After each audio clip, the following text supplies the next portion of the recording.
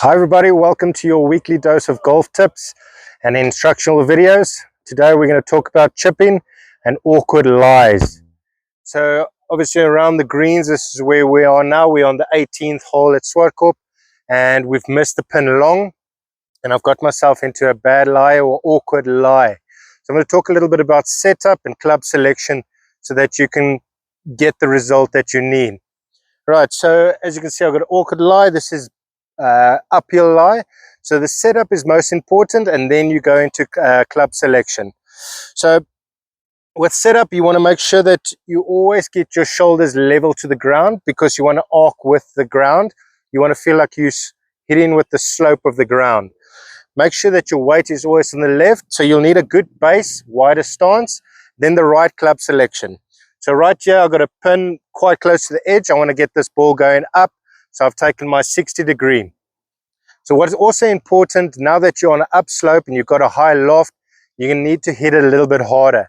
Make sure you keep in a little bit more speed, a little more acceleration through, and get it onto the green. You don't want to leave this short with a short-sided pin.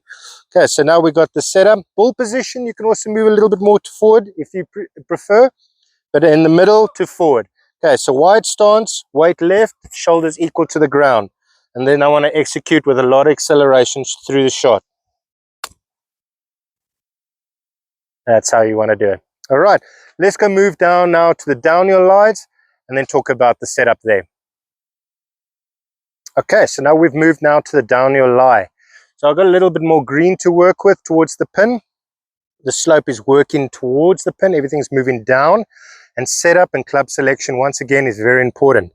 Okay, so I'm not going to take my 60 here because I don't want to loft it. I don't want to feel like I want to carry the ball far.